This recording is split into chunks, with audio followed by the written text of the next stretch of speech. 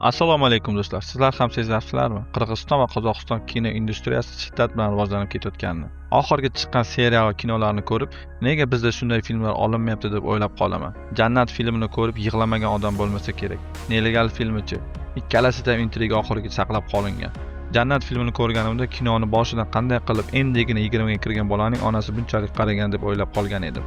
Balkim asrab olgandir yoki bo'lmasa buvisi bo'lsa kerak deb o'ylab qolgan edim. Lekin ssenariy shunchalik zo'r yozilganki, kinoning oxiriga borib tushunasiz nega bunday ekanligini. Ayrim kinolarga o'xshab oldindan bilmaysiz nima bo'lishini. Mana shunday filmlar odamni hayratga soladi. Qozog'istonning Mashyeniki Offside seriallarichi? Mashyenik filmi shunchalik zo'r ishlanganki, hayotdagi barcha firibgarlarning sxemalari yoritib berilgan. Offside filmida esa futboldagi barcha korrupsion sxemalar yoritib berilgan. Demoqchimanki, shunday filmlarni ko'rib, nimadirni o'rganasiz yoki bo'lmasa qandaydir ma'naviy tarbiya olasiz. Endi asosiy savol: nega bizda kino industriya o'lmoqda? Xo'sh, muammo nimada? Birinchidan, sohada kuchli ssenariy maktabi yetishmaydi. Kinoning yuragi ssenariy. Agar voqea kuchli bo'lmasa, qahramonlar tirik insonga o'xshamasa, dialoglar tabiiy chiqmasa, eng yaxshi aktyor ham, eng yaxshi kamera ham filmni qutqara olmaydi. Bizda ko'p hollarda ssenariylar bir xil qolipda yoziladi. Sevgi, qaynona kelin, yetim bola, boy kambag'al, yengil komediya. Bu mavzular yomon emas, lekin ular chuqurliksiz, yangi qarashsiz va hayotiy haqiqatsiz berilsa, tomoshabinni ushlab tura olmaydi. Ikkinchidan, tayyor adabiy va tarixiy boyliklardan yetarli foydalanilmayapti. O'zbekistonda buyuk tarix, buyuk shaxslar, kuchli romanlar, xalq og'zaki ijodiy milliy dramalar va real hayotiy voqealar juda ko'p. Abu Ali ibn Sino, Beruniy, Amir Temur, Jaloliddin Manguberdi, jadidlar, Sovet davridagi og'ir taqdirlar, mustaqillikdan keyingi ijtimoiy o'zgarishlar, bularning har biri katta kino mavzusi bo'la oladi. Ammo ko'p ijodkorlar tayyor boylikni zamonaviy kino tiliga aylantirish o'rniga oson va tez yoziladigan syujetlarga murojaat qiladi. Uchinchidan, zamonaviy rejissyorlik maktabi to'liq shakllanmagan. Rejissor faqat kamera qayerda turishini aytmaydi. U voqeaning ruhini, aktyorning holatini, kadrning ma'nosini, filmning ritmini va tomoshabinga ta'sirini boshqaradi. Qirg'iziston va Qozog'iston filmlarida ko'pincha intriga oxiriga saqlanadi. Qahramonlar ichki ziddiyat bilan yashaydi. Har bir sahna keyingi voqeaga xizmat qiladi.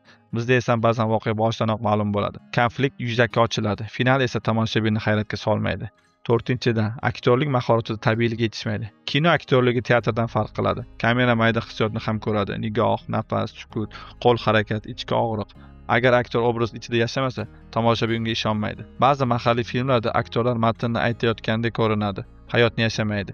Bu esa filmni sun'iy qilib qo'yadi. Beshinchidan, operatorlik san'atida badiiy qarash kam. Yaxshi operator faqat tasvirni ravshan qilib oladigan odam emas, u kadr orqali ma'no beradi. Rang, yorug'lik, soya, rakurs, harakat, bularning hammasi qahramonning holatini ochishi kerak. Bizda texnika bor, kameralar bor, ammo har doim ham tasvir orqali himoya qilish madaniyati kuchli emas. Shuning uchun ayrim filmlar texnik jihatdan toza ko'rinsa ham, badiiy ta'siri past bo'ladi. Oltinchidan, professional prodyuserlik tizimi zaif. Prodyuser faqat pul topadigan odam emas. U bozorni, tomoshabinni, ssenariyni, ijodiy jamoani va mahsulotni taqdirini tushunishi kerak. Qaysi g'oya ishlaydi, qaysi aktyor maosh, film qanday reklama qilinadi, qaysi platformaga chiqadi, bularning hammasi prodyuserlik madaniyatiga bog'liq. Agar prodyuserlik zaif bo'lsa, yaxshi g'oya ham noto'g'ri boshqaruv sabab yo'qolib ketadi. Yettinchidan, kino ishlab chiqarishda tizimli mehnat madaniyati yetarli emas. Rivojlangan kino sanoatida ssenariy bir necha marta qayta ishlanadi.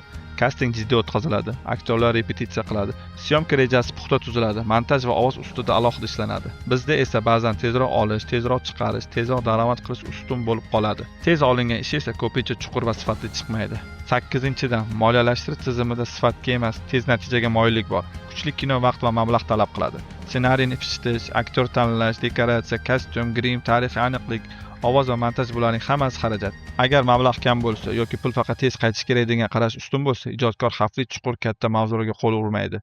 Natijada oson sotiladigan, ammo tez unutiladigan mahsulot ko'payadi. To'qqizinchidan, sog'lom tanqid va tahlil muhiti kuchli emas. Kino tanqidi rivojlanmasa, xatolar takrorlanaveradi. Film haqida faqat zo'r yoki yomon deyish yetarli emas. Nima uchun ssenariy ishlamadi? Aktyor qayerda ishontira olmadi? Operatorlik nimani yo'qotdi? Montaj qayerda ritmni buzdi? Shular professional tahlil qilinishi kerak. Tanqid shaxsiy hujum emas, sohani o'sishga majbur qiladigan vosita.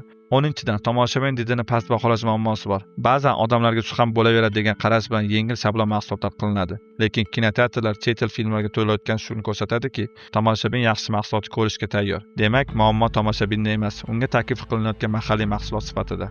11-dan, yosh ijodkorlarga imkoniyat va maydon kam. Ko'p yoshlarda yangi fikr, yangi nigoh, yangi uslub bor. lekin ularga qisqa metrajli filmlar, debyut loyihalar, grantlar, festivallar orqali o'zini ko'rsatish imkonini berish kerak. Agar maydon berilmasa, iqtidor internetda mayda kontentga sarflanadi yoki butunlay boshqa sohaga ketadi. 12-dan milliylik va zamoniylik o'rtasida muvozanat topilmayapti. O'zbek kinosi o'z urf-odati, tili, ruhi, oilaviy munosabatlari va mentaliteti bilan kuchli bo'lishi mumkin. Lekin bu qadriyatlar zamonaviy dramaturgiya, kuchli konflikt, sifatli tasvir va tabiiy aktyorlik orqali berilishi kerak. Faqat milliy kiyim yoki urf-odat ko'rsatish milliy kino degani emas. Milliy kino bu xalqning dardi, orzusi, qo'rquvi, haqiqatini san'at darajasida ayta olishdir. Bulardan kelib chiqib shuni aytamanki, o'zbek kino industriyasidagi muammo tomoshabin kino ko'rmay qo'yganida emas. Tomoshabin hali ham yaxshi kinoni kutadi, kinoteatrga boradi, ta'sirli hikoyani sog'inadi.